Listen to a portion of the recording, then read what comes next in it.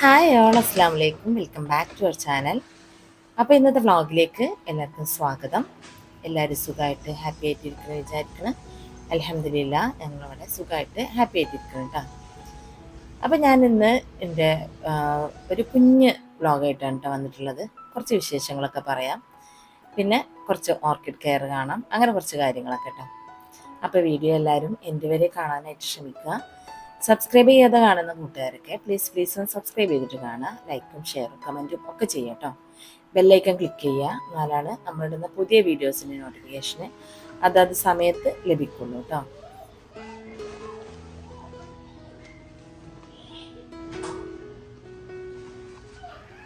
ഇത് ഒക്ടോബർ 2-ന് എടുത്ത വീഡിയോ ആണ് കേട്ടോ. അപ്പോൾ പോസ്റ്റ് ചെയ്യാനായിട്ട് ഇതുവരെ സമയം കിട്ടിയില്ല എന്നല്ല, എന്തോ കുറേ ബുദ്ധിമുട്ടുകളായിരുന്നു കേട്ടോ. അപ്പോൾ രാവിലെ തന്നെ ഒരു സ്മൂത്തി ഒക്കെ ഉണ്ടാക്കി കുടിച്ചിട്ട് ഞാൻ ഓർക്കിഡ് ഒന്ന് സെറ്റാക്കാമെന്ന് വിചാരിച്ചിട്ടു. അപ്പോൾ സ്മൂത്തി ഇത് കാര്യമായിട്ടൊന്നുമില്ല, ഒരു റോബസ്റ്റ പഴം, കുറച്ച് പാല്, ബദാമും ചിയാസീഡും ഞാൻ തലേ ദിവസം സോക്ക് ചെയ്ത് വെച്ചിട്ടുണ്ടായിരുന്നു. അതും കൂടെ അടിച്ചിട്ട് ഒരു സ്മൂത്തി ഉണ്ടാക്കിയതാണ്. അതിൽ കുറച്ച് മ്യൂസ്ലിൻ്റെ ഒരു സ്കൂപ്പ് മ്യൂസ്ലിയും കൂടി ചേർത്തിട്ടാണ് ഞാൻ കഴിക്കാറുള്ളത് കേട്ടോ. ഇപ്പോൾ 2 ദിവസമായിട്ടുള്ള അങ്ങനെ തുടങ്ങിയിട്ട് അരി ഭക്ഷണത്തിൽ നിന്ന് പതുക്കെ അങ്ങനെ മാറാൻ വിചാരിച്ചു കേട്ടോ. ഇപ്പോൾ കഴിക്കണ മെഡിസിൻ്റെ ആണ് തോന്നുന്നത്, ഭയങ്കരമായിട്ട് വെയിറ്റ് ഗെയിൻ ചെയ്യുന്നുണ്ട്. അപ്പോൾ ഒന്ന് ബാലൻസ് ചെയ്ത് നിർത്താൻ പറ്റുമോ എന്നുള്ള ശ്രമത്തിലാണ് കേട്ടോ. എത്രത്തോളം മുന്നോട്ട് പോകുന്നൊന്നും അറിയില്ല. ചിലപ്പോൾ അങ്ങനെ അങ്ങോട്ട് നല്ല പക്കാ ഡയറ്റായിട്ട് വരും, ചിലപ്പോൾ അതിൻ്റെ ഇടയിൽ നിർത്തിയെന്ന് വരും കേട്ടോ. അപ്പോൾ അതെന്തായാലും ഞാൻ ഒരു സ്മൂത്തി ഒക്കെ സെറ്റാക്കിയിട്ട് കഴിക്കണം കേട്ടോ. ഈ ഒരു കപ്പ് ഞാൻ മീഷോന്ന് വാങ്ങിയതാട്ടോ. അൺബോക്സിങ് കാണിച്ചിട്ടില്ല, കുറേ ദിവസം അൺബോക്സിങ് കാണിച്ചിട്ട് എടുക്കാമെന്ന് വെച്ചിട്ട് ബോക്സ് എടുത്തു വെച്ചു. പിന്നെ എടുത്ത് യൂസ് ചെയ്യാനായിട്ട് തുടങ്ങിയിട്ട് അത്യാവശ്യം ക്വാണ്ടിറ്റി ഉള്ള സെറാമിക്കിൻ്റെ കപ്പാണ്. 350 ml തോന്നുന്നുണ്ട്. നമുക്ക് അതേപോലെ സ്മൂത്തി സൂപ്പ് ഒക്കെ കുടിക്കാനൊക്കെ പറ്റിയ കപ്പാണ് കേട്ടോ. മൈക്രോവേവിൽ വെക്കാനും പറ്റും. നല്ല വോളിയുള്ള, നമുക്ക് കോഫി ചായക്കൊന്നും സൂട്ടബിൾ അല്ല, ഇത്ര ക്വാണ്ടിറ്റി നമ്മൾ കഴിക്കൂലല്ലോ. പിന്നെതാ ഞാൻ മോസ് വാങ്ങിയിട്ടുണ്ടായിരുന്നു കേട്ടോ. ഓൺലൈനിലാണ് വാങ്ങിയത്. 1 kg കിറ്റാണ് കേട്ടോ. 1 kg എന്ന് കണ്ടപ്പോൾ ഞാൻ വിചാരിച്ചിരുന്നു തീരെ ഉണ്ടാവില്ല എന്നൊക്കെ വിചാരിച്ചിരുന്നു കേട്ടോ. പിന്നെ വിചാരിച്ചു തികഞ്ഞില്ലെങ്കിൽ വേറെ വാങ്ങാം എന്നൊക്കെ പ്ലാനിങ്ങിലാണ് ഞാൻ ഓർഡർ ചെയ്തത്. അധികം മോസിൻ്റെ കിറ്റ് ഓൺലൈനിൽ കണ്ടിരുന്നത് 500 ഒക്കെ ആയിരുന്നു കേട്ടോ. 1 കിലോത്തിൻ്റെ ഒക്കെ ആയിരുന്നു. അപ്പം ഇങ്ങനെ ക്വാണ്ടിറ്റി ഉണ്ടായതുകൊണ്ടാണെന്ന് ഞാൻ മനസ്സിലാക്കിയില്ല കേട്ടോ. അപ്പോൾ ഞാൻ മുന്നേ വാങ്ങിയിട്ടുണ്ട്, പക്ഷെ അതൊക്കെ മറന്നുപോയി എങ്ങനെയാണെന്നൊക്കെ. ഇത് ഡോക്ടർ ആര്യ എന്ന് പറഞ്ഞ ഒരു ബ്രാൻഡിൻ്റെ മോസാണ് കേട്ടോ. ഞാൻ മുന്നേ പറഞ്ഞിട്ടുണ്ടായിരുന്നു എൻ്റെ ഫെലനോപ്സിസ് ഈ സമയം, ഇപ്പോൾ ഒക്ടോബർ സമയത്തൊക്കെ നല്ല പൂവ് ഉണ്ടാവേണ്ടതാണ്. പക്ഷേ എൻ്റെ അശ്രദ്ധ കൊണ്ട് അത് ഒരു അബദ്ധം പറ്റിപ്പോയി. ഞാൻ ഈ പാഷ്യോൻ്റെ റിനോവേഷൻ്റെ സമയത്ത് ഞാനത് എടുത്തു വെച്ചത് നല്ല വെയിലൊക്കെ ആയിപ്പോയിട്ടോ. പിന്നെ അത് തിരിച്ചെടുത്ത് വെക്കാൻ എന്നെ കൊണ്ട് ഒറ്റയ്ക്ക് സാധിക്കില്ല. അങ്ങനെ ഒരു ആഴ്ചൻ്റെ മേലെ അത് വെയിൽ കൊണ്ടു. അത് കാരണം ആകെ അങ്ങോട്ട് ക്ഷീണിച്ച് എന്തോ പഴയ പോലെ എനർജി ആയിട്ടുണ്ട് വരുന്നില്ല. അപ്പം ഞാൻ വിചാരിച്ചു മോസ് ഇട്ട് കൊടുത്താൽ, മോസാണ് കേട്ടോ ഫെലനോപ്സിസ് ഏറ്റവും നല്ല മീഡിയ, നല്ല ഗ്രോത്തും പിന്നെ നമ്മൾ കൊടുക്കുന്ന ഫെർട്ടിലൈസറൊക്കെ പിടിച്ചെടുക്കാനും അതിൻ്റെ എപ്പോഴും മോയിസ്റ്റായിട്ടിരിക്കാനൊക്കെ മോസ് യൂസ് ചെയ്താൽ നല്ലതാണ്. അപ്പം ഞാൻ അങ്ങനെ ഇപ്പോൾ വാങ്ങി അത് വെച്ച് കൊടുക്കുക, എന്നാൽ കുറച്ച് ഒരു എനർജിയായി വന്നോളൂ എന്ന് വിചാരിച്ചിട്ടാണ് അങ്ങനെയാണ് ഇപ്പോൾ ഇത് വാങ്ങിയത്. അപ്പോൾ ഇന്നിപ്പോൾ അത് സെറ്റാക്കലാണ് പരിപാടി കേട്ടോ. കഴിഞ്ഞ പ്രാവശ്യം ഞാൻ വാങ്ങിയിരുന്ന മോസിൽ ഒരുപാട് കരിയിലും കച്ചറയൊക്കെ ഉണ്ടായിരുന്നു കേട്ടോ. ഇതിലൊന്നുമില്ല കേട്ടോ, നല്ല പ്രോഡക്റ്റാണ്, ഒരു കച്ചറയോ കാര്യങ്ങളോ ഒന്നുമില്ല. കഴിഞ്ഞ പ്രാവശ്യം മീൻസ് ഒരു 1.5-2 കൊല്ലം മുന്നെയാണ് കേട്ടോ. ഈ ഓർക്കിഡ് ഫെലനോപ്സിസ് പുതുതായിട്ട് വാങ്ങിയ സമയത്താണ് തോന്നുന്നത്. ആ സമയത്ത് വാങ്ങിയ പാക്കറ്റിൽ പകുതിയിലേറെ കച്ചറയായിരുന്നു, കരിയിലായിട്ടും ഒക്കെ ആയിരുന്നു. ഇതിലിപ്പോൾ കരിയിലയും വേറുള്ള സംഭവമൊന്നുമില്ല, നല്ല ക്വാളിറ്റി ഉള്ള പ്രോഡക്റ്റ് കേട്ടോ. ഒരുപാടുണ്ട് കേട്ടോ. ഞാൻ വിചാരിച്ചത് 1 kg എന്ന് പറയുമ്പോൾ നമ്മൾ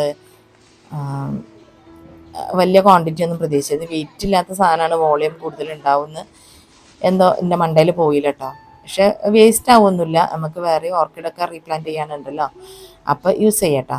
ഫെലനോപ്സിസിനാണ് ഈ മോസ് പ്രത്യേകിച്ച് ഗുണം ചെയ്യട്ടോ.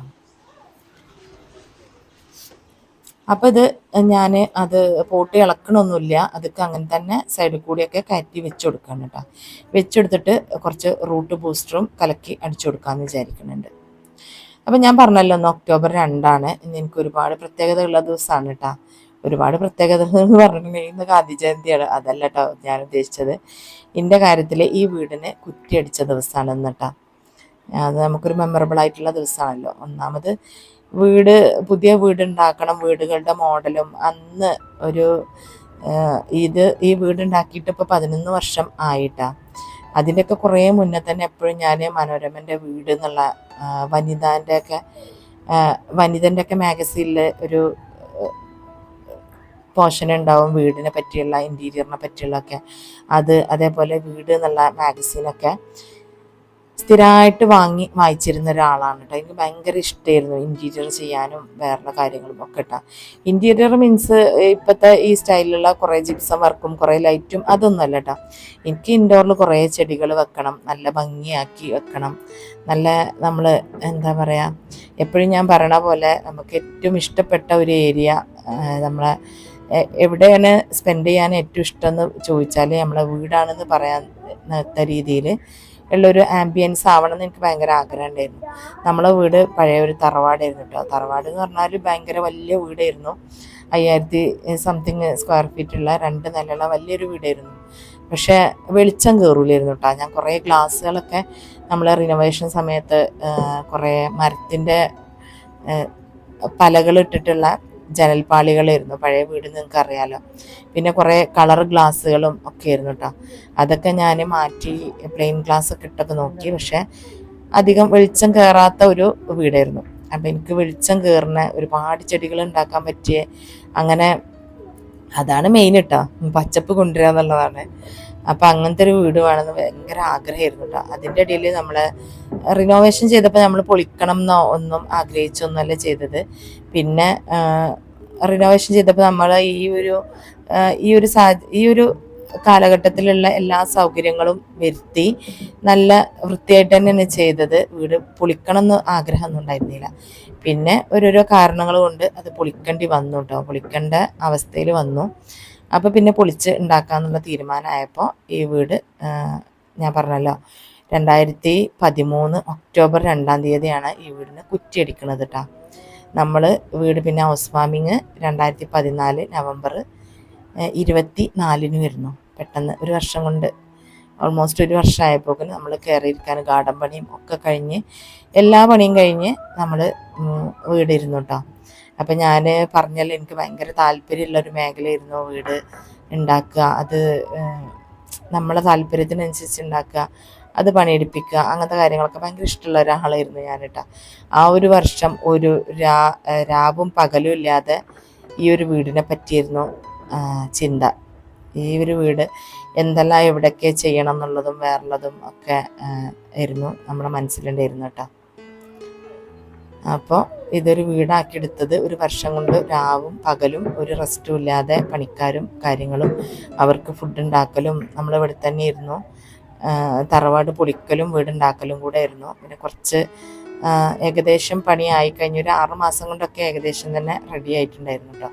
ഫിനിഷിങ് വർക്ക് അല്ലാതെ സ്കെച്ച് വർക്ക് ഒക്കെ കഴിഞ്ഞ് തേപ്പൊക്കെ തുടങ്ങിയിട്ടുണ്ടായിരുന്നു. പിന്നെ നമ്മൾ ഇതിൻ്റെ ഉള്ളിലേക്ക് ഒരു റൂമൊക്കെ മാറി ഹൗസ് വാമിങ് പതുക്കെയാണ് കേട്ടോ ചെയ്തത്. പിന്നെ മാറിയിട്ട് തറവാട് പൂർണ്ണമായിട്ട് പൊളിച്ചൊഴിവാക്കുക ചെയ്തത്. അപ്പം ഞാനെപ്പോഴും ഇവിടെ തന്നെ ഇരുന്നു. ഈ ഒരു എന്താ പറയുക, സാധാരണ ഒരാൾ ഒരു ഫാമിലി വീടുണ്ടാക്കുമ്പോൾ ചിലപ്പോൾ വേറെ എവിടെയെങ്കിലും വീടുണ്ടാക്കുകയാണെങ്കിലൊക്കെ നമ്മൾ എപ്പോഴെങ്കിലുമൊക്കെ വിസിറ്റ് ചെയ്യും. ഒരു ദിവസം 1 നേരമോ 2 നേരമോ വിസിറ്റ് ചെയ്യും. നനക്കാനൊക്കെ ഉണ്ടെങ്കിൽ പോയി നനക്കും, അല്ലെങ്കിൽ ആരെങ്കിലുമൊക്കെ ഏൽപ്പിക്കും, അങ്ങനെയായിരിക്കും. പക്ഷേ എൻ്റെ കാര്യത്തിൽ അങ്ങനെ ആയിരുന്നില്ല കേട്ടോ. എൻ്റെ കാക്കാൻ്റെയും കാര്യത്തിൽ ഫുൾ ടൈം 24 hours ഞങ്ങൾ ഇവിടെ തന്നെ ഇരുന്നു.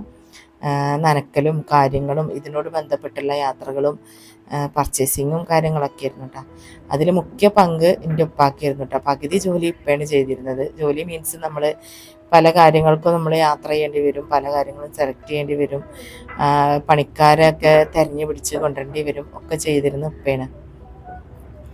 അപ്പോൾ അന്ന് ഉപ്പാക്ക് നല്ല ഉപ്പയും ഞാനും ഏകദേശം ഒരേപോലെയാണെന്ന് ഉമ്മ പറയാറുണ്ട് കേട്ടോ. സ്വഭാവത്തിൻ്റെ കാര്യത്തിൽ എനിക്ക് ഇതേപോലെ എന്തെങ്കിലുമൊക്കെ ചെയ്യിക്കുന്ന താല്പര്യം പോലെ തന്നെ ഉപ്പാക്കും ഭയങ്കര വീട് പണി എടുപ്പിക്കുക, എന്തെങ്കിലുമൊക്കെ പണി എടുപ്പിക്കുക, അതിങ്ങനെ കാണുക, അതൊക്കെ ഭയങ്കര താല്പര്യമുള്ള ആളാണ്.